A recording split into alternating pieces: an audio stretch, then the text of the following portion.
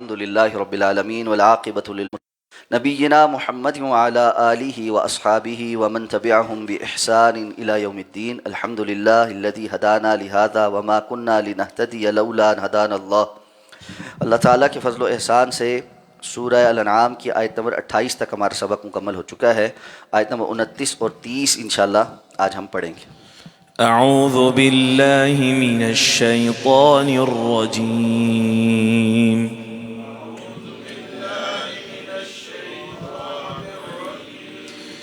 بسم اللہ الرحمن الرحیم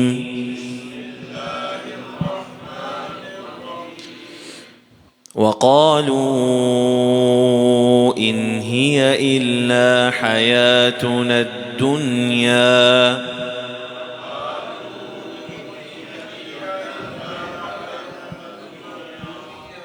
وما نحن بمبعوثين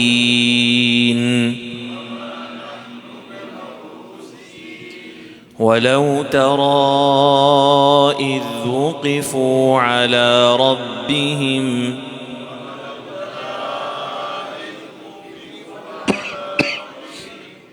قال أليس هذا بالحق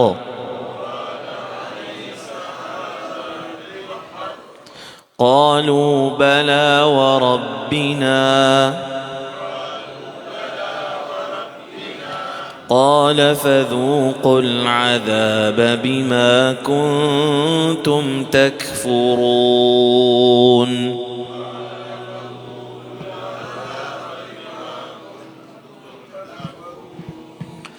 وقالوا ان هي الا حیاتنا الدنیا، اور انہوں نے کہا کہ نہیں ہے کوئی زندگی سوائے ہماری یہ دنیاوی زندگی کے، وما نحن بمبعوثین، اور نہیں ہیں ہم دوبارہ اٹھائے جانے والے۔ ولو ترى، کاش کہ آپ دیکھیں، اذ وقفوا علی ربہم، جب وہ روکے جائیں گے اپنے رب کے سامنے، قال الیس ھذا بالحق، تو وہ کہے گا کہ کیا یہ حق نہیں ہے؟ قالوا بلا وربنا، تو وہ کہیں گے کیوں نہیں اور ہمارے رب کی قسم۔ قال فذوقوا العذاب، تو وہ کہے گا کہ پھر عذاب کو چکھو، بما کنتم تکفرون، بوجہ اس کے جو تم کفر کرتے تھے۔ گزشتہ آیات میں اللہ رب العزت نے ارشاد فرمایا کہ جو مشرکین اللہ کے دین سے روکتے بھی ہیں اور خود بھی پرے پرے رہتے ہیں، یہ اپنے آپ کو ہلاکت میں ڈال رہے ہیں، جبکہ ان کو پتہ بھی نہیں کہ یہ اس ہلاکت کے اندر خود کو ڈالے ہوئے ہیں۔ اور جب ان کو جہنم کے اوپر روکا جائے گا تو یہ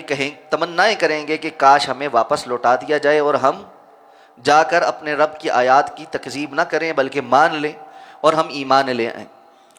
اب فرمایا کہ ان کے لیے سب کچھ ظاہر کر دیا جائے گا، اور یہ ان کا معاملہ یہ ہے کہ اگر ان کو واپس بھی لوٹایا جائے تو یہ پھر سے وہی کچھ کریں گے،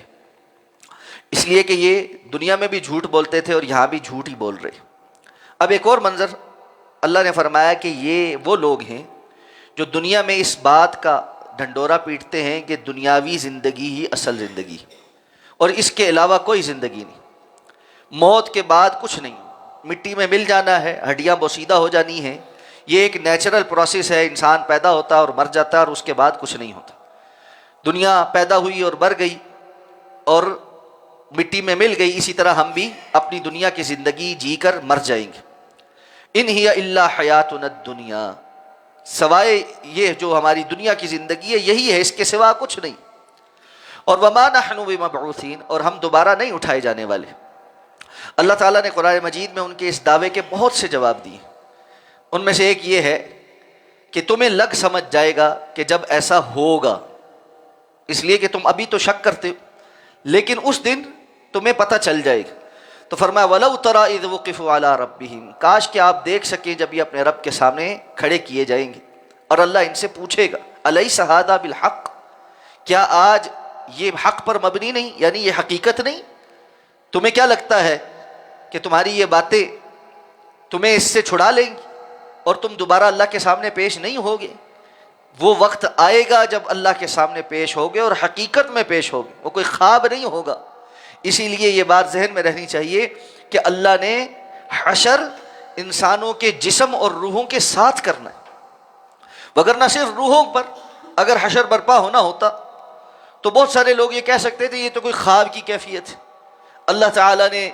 دوبارہ سے انسان کے جسم کو پیدا کرنا ہے۔ رسول اللہ صلی اللہ علیہ وسلم نے فرمایا انسان جب مٹی میں مل جاتا ہے اس کا سارا جسم مٹی ہو جاتا ہے سوائے اس کی ریڑھ کی ہڈی کا آخری جو بالکل کنارہ ہے، جس کو آج ہم ڈی این اے کہتے ہیں، کہ اللہ رب العزت نے اس کو دوبارہ پیدا کر دینا ہے، اور وہ قبروں سے نکلے گا تو اس کا جسم بالکل ویسا جیسا ماں کے پیٹ سے وہ بغیر لباس کے نکلا، غیر مختون، اور پھر اس کی وہ روح جو قبض کر لی گئی تھی وہ اس کے جسم میں موجود ہوگی۔ اس لیے الیس ھذا بالحق، کیا یہ حق نہیں؟ قالوا بلا وربنا، وہاں قسمیں اٹھا اٹھا کے کہیں گے کیوں نہیں یا اللہ، آپ کی قسم یہ حق، ہم حقیقت میں یہاں موجود ہیں۔ اور پھر کہا جائے گا فذوقوا العذاب بما کنتم تکفرون، بوجہ اس کے جو تم انکار کرتے تھے، کفر کرتے تھے، آج عذاب کا ذائقہ چکھو، ذائقہ چکھو۔ ذاق یذوق کہتے ہیں ذائقہ چکھنے کو، اور قرآن نے اس کی وضاحت کی ہے کہ کلما نضجت جلودہم بدلناہم جلودا غیرہا لیذوقوا العذاب، جب بھی جہنم کے اندر ان کی جلدیں جل جائیں گی تو ہم ان کی جلد تبدیل کر دیں گے ہر دفعہ نئی جلد کے ساتھ، تاکہ یہ عذاب کو چکھیں۔ آج ہم جانتے ہیں کہ انسان کو درد یا سرور یا کوئی بھی کیفیت محسوس کرنے کی جتنی بھی چیزیں ہیں وہ اس کی جلد کے اندر، جب یہ جلد جل جاتی ہے اس کے بعد نیچے اس کو محسوس نہیں ہوتا۔ تو اس لیے اللہ تعالیٰ نے فرمایا ہم بار بار ان کی جلدوں کو تبدیل کریں گے، لیذوقوا العذاب، تاکہ یہ صحیح طریقے سے اس کو چکھیں۔ تو یہاں پر فرمایا فذوقوا العذاب، اس عذاب کو چکھو بوجہ اس کے جو تم کفر کرتے تھے۔ بعض علماء نے ایک چیز بیان کی ہے کہ ان کا جو گناہ ہے یہ کیسا گناہ ہے کہ جب کہ اللہ رب العزت فرماتے ہیں وَجَزَاءُ سَیِّئَةٍ سَیِّئَةٌ بِمِثْلِهَا، برائی کا بدلہ تو اتنا ہی ہے جتنی انہوں نے برائی کی ہے، نیکی کا بدلہ بڑھا چڑھا کر ہے، 10 گنا سے لے کر پھر 700 گنا اور 700 گنا سے بھی بے حد و حساب۔ تو یہ کتنا بڑا گناہ ہے کہ انسان اس کفر پر رہے کہ اللہ کی ذات کے پیدا کرنے والی ذات کا ہی انکار کر دے، کہ دنیا کی محدود زندگی میں اس نے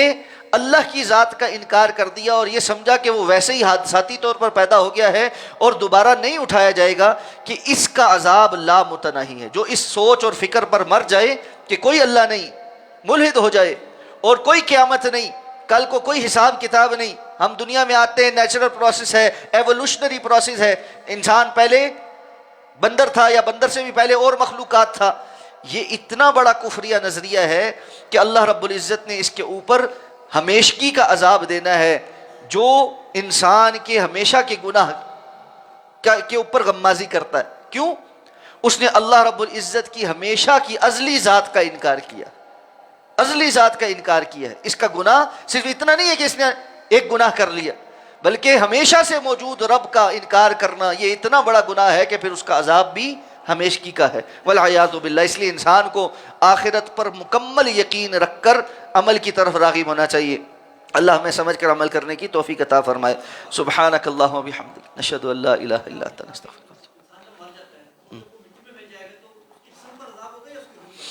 اچھا، یہ ایک اہم سوال ہے جو یعنی بڑا اختلاف کا